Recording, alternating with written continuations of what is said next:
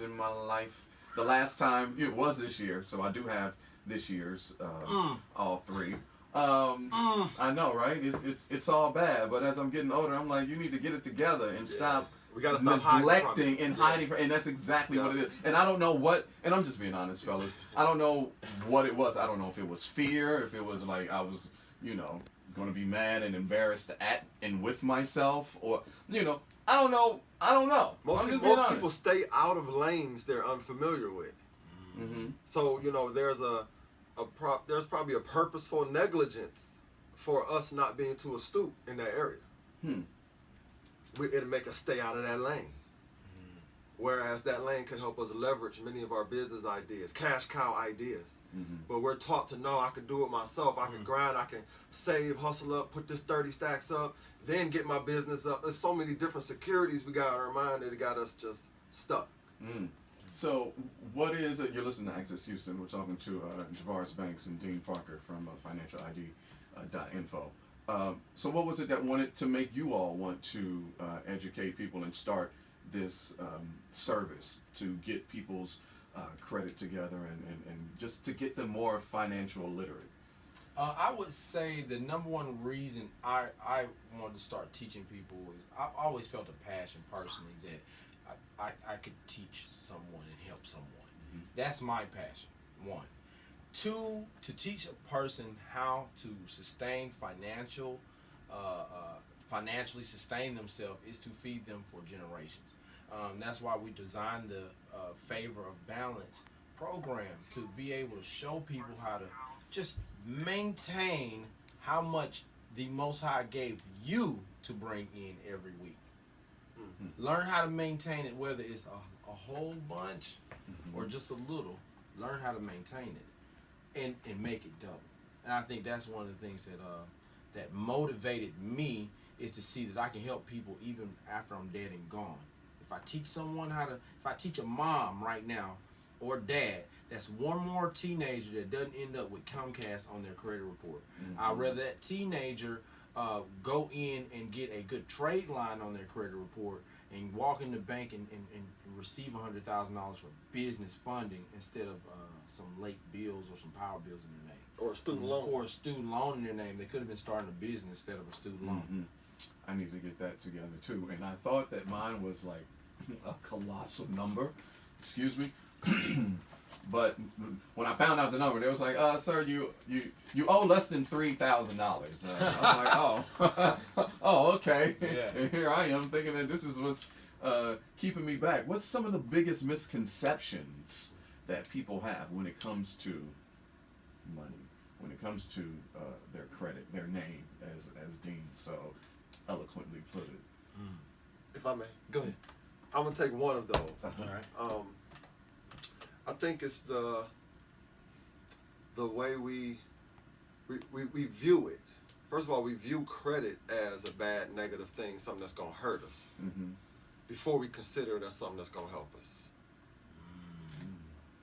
That's a key component to. Can I elaborate on that? Yeah, please. Okay, please. so what I think he's saying, just to bring it in another way, is that most people automatically think, credit cards, I don't want that stuff, bad for me. And they're not taking in the fact that that credit card could have been that up I need, that extra hand I needed, that little push I needed. That's how you can. Credit is opportunity. Credit is opportunity. Increase your opportunities, increase your credit. I've always been such a. Oprah said something when I was 14, and it just stuck with me for whatever reason, and I live my life by it still to this day. She said, if I see something that I like, and I can't go into that establishment and buy it and own it outright, then I can't afford it. And so, from my first car, hell, to my current car, I've bought cash. Everything that I've had, like, if I'm gonna get this MacBook, I'm paying for it full of, ain't no payment plans, ain't no none of that. Is that kind of good or no? in the essence, I love to jump all over this. Go All ahead. right. And Oprah, I want to give a shout out to Oprah. Okay, that's great knowledge. I think, and I can't argue with the magnitude of the person you just named that gave you that advice, and I'm not going to argue against it. Yeah, and this was years. Yeah, years in ago. the 90s, early 90s. I'm going to agree with it. I'm agree with it to a certain degree, Mm-hmm. and this is why. If you take the opportunity to leverage someone else's money to create more money, Mm-hmm. that's a fast track. I'm sorry, that's a fast track. Sounds like the track one wants to be on. Yeah, absolutely. There was a guy I seen on John Hope Bryant's show on Facebook one day, and he was 14. This is one thing that we need to start doing is thinking of ideas early and saving for them while we're children, so we wouldn't have to finance so much. But a young man was on his show. He saved up enough money. By 19, he financed a Lamborghini. He didn't know how he was going to make the first car payment, and he rented the car out.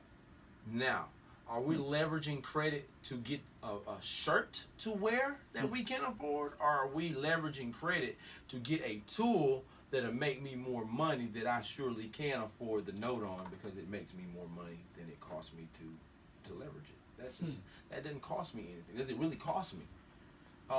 What's her name? Barbara Martin. Is it Barbara Martin on I can't think of the show, Shark Tank. Oh, yeah. Uh-huh. You know, when you tell her story, say how I took $2,000 and turned it into a multi-million empire. What is that? She took 2,000 and that 2,000 turned into 4 and that 4 turned into 8. Yeah. Did it really cost her $200,000 for something that she made off of an investment of $2,000 originally? Didn't cost her anything. This is mine. I think. Yeah, you listen to Access Houston talking to Javaris Banks and Dean Parker from FinancialId.info. Dean, what you want to chime in and say, bro? I did want to leave the people with something rich. Okay. You know, you asked about a misconception, so I thought hard on what was one more thing I can add. The statute of limitations is a huge misconception. Where as a mass group of people, if you just go on the streets and ask anybody how long something got to stay on your credit report, they're going to say a number. It's a standard number that everybody say, but how does everybody know this number? They're going to say 7 years. Everybody going to say that. Where do they get that from? Where is this coming from? Where does everybody get that 7 years from? Okay, but when you go into state laws, there are probably only 3 or 4 states that have this standard. Everywhere else is less. I think there's 2 states that's more, but all the other states max out at 4 to 5 years. Statute of limitations. So we've been taught to be docile for 7. Yeah. In certain states that you don't have to wait that long. Your whole life could be on another path, and you sitting there waiting for 2, 3 more years because you already know that's how long it's going to take for that negative to come off your report. Yeah. You don't have to do that, but we need to know the details of everybody's report. Indeed. They think we're still in Jerusalem.